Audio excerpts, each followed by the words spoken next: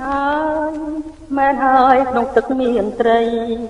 ប្រងនឹងត្រីត្រូវតែមានក្តីស្នេហា